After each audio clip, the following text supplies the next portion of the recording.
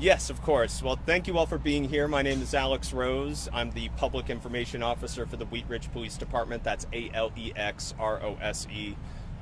Certainly a tragic situation that we're dealing with out here on the highways. So this morning around 5:15 a.m., Wheat Ridge police officers received a call from our partners at JeffCom 911 and were dispatched over to here around I-70 eastbound near Ward Road.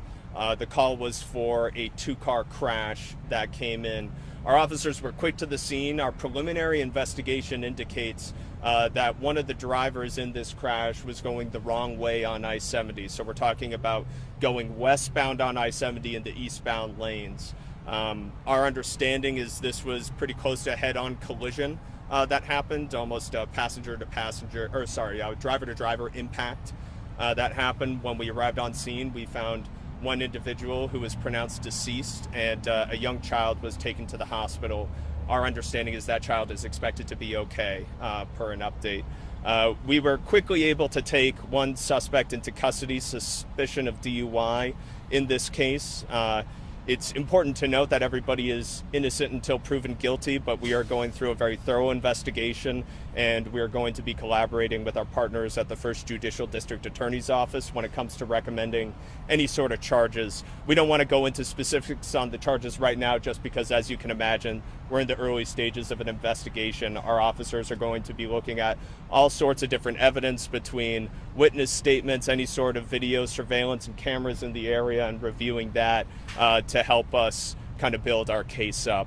Right now, we understand, obviously, shutting down I-70 has a tremendous impact on people's day. We appreciate the public's patience and hope that they understand that we want to be incredibly thorough in our pursuit of justice for this family in particular. And so we are hoping now we have one of the suspect vehicles towed away at this time. Once we get the second vehicle towed away, we're going to be able to certainly start reopening I-70. It'll probably go 2 lanes initially before we can go for a full-blown reopening. As for the investigation itself, we have a lot of tools at our disposal. Our crash and traffic team, or CAT, is what leads this investigation, and so we flew our drone over top to get a better perspective of everything, and then we're also going to be collecting any sort of evidence or data from the cars that are involved.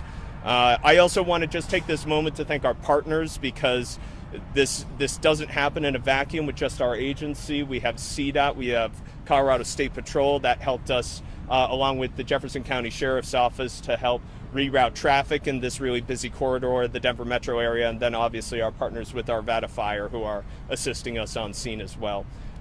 With that, I'd be happy to answer any questions that I can. Just please keep in mind this is an active and open investigation, and so I'm limited in what we can release publicly. Can you say how they... Where they got on the road going the wrong way at this point? I think that our initial preliminary investigation indicates that they got on somewhere to the east of where we are standing right now. Certainly with this kind of a case and the heightened public interest, if we have concrete information that we can release on those details, we'll put that out publicly in a post, and certainly any recommended charges as well. Do you have any idea how long he was or she was driving in that direction before the collision? I don't know at this time. Were there any other reports, any other calls to 911 that there's somebody on the road going the wrong way? I just am not aware of that at this time. Do you know the relation between the toddler and person killed? I don't want to go ahead and... We're trying to be incredibly sensitive to the family at this time of the victim who's involved here, and so I don't want to go into those specifics at this time. Quick logistics on numbers of people. So sure. Victim, we're called victim car for the sake of simplicity. Yeah. An adult and a child, that's it.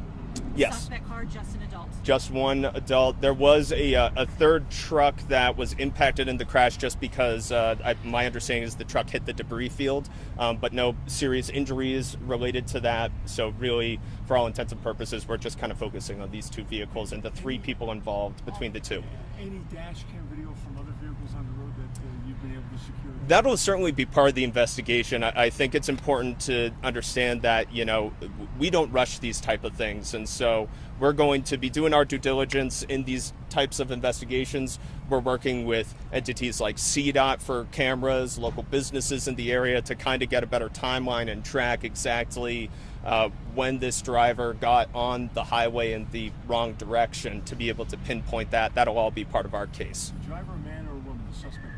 The suspect driver is a man, What about the victim, adult victim in the other vehicle? female. Female. Any injuries or like the status of the suspect? The suspect was evaluated at the hospital. As you can imagine, with the damage associated in this kind of a crash, that suspect was released from the hospital, is being processed at the PD, and will eventually make its way over to the Jefferson County Jail. How old was the toddler? I don't know exactly at this time. Is toddler an okay description to continue using? I would say so, yes. Okay.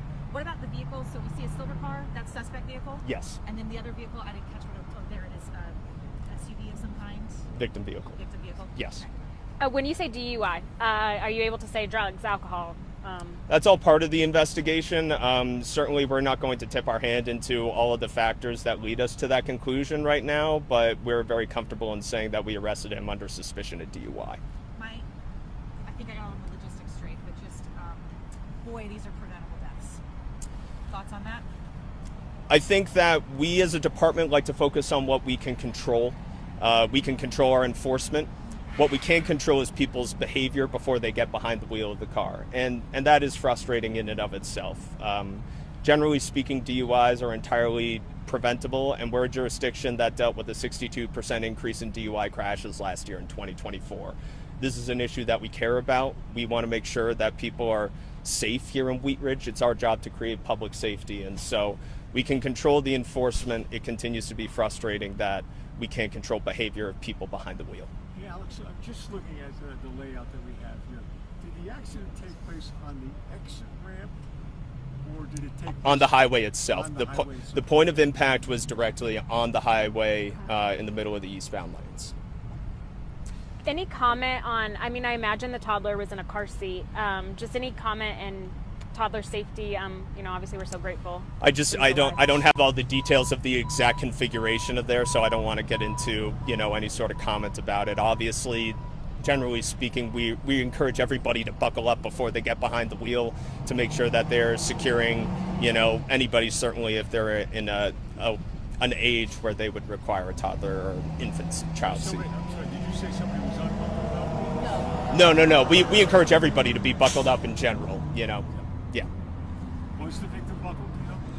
I'm not aware of any of that at this time. Can you say if the toddler, little boy, little girl? I don't know, to be honest with you right now. And I hope you folks understand that we're trying to do our best to be transparent in this process. There's only so much information that I can provide, and I'm trying to focus on the core details, like if this individual is going to be okay. So that's kind of the priority, and we felt that was important to get out to the That public. last update you have on conditions just expected to survive, but we don't have any more specific conditions. I don't have any, Okay, yeah. I know you've been asking. No, it's all good. I But understand. again, no idea where this person got on the road going the wrong way. At this time, I don't know, but that's going to be part of the investigation. Again, I'm confident in our investigators to be able to track that down. Any other questions, guys? Okay, well, certainly we yes. A timetable, of course, I'm trying to get. Yeah, no, 5:15 is when the call came out. For opening the highway? What do you still have to do? Very briefly, if you can give us a thumbnail on that. I believe the highway is going to be open momentarily. Certainly, once we know exactly when we can start partially reopening lanes, we're going to do that. When we're talking about a crash of this impact on the highway, there's a massive debris field, right? So just, we need to do our due diligence and do the math and the physics of the impact of the crash, preserving that debris field while we investigate. And then once we are good with that, we go ahead and clean things up and get everything out. We just don't want people to be able to drive on the highway when there's, shattered glass and bits of car pieces. And so that's part of our due diligence and the cleanup process, which is underway. I imagine that the highway will be open imminently. Thank you all for being here. We really appreciate it, and have a great rest of your day. Thanks, Thank man. you. Good job.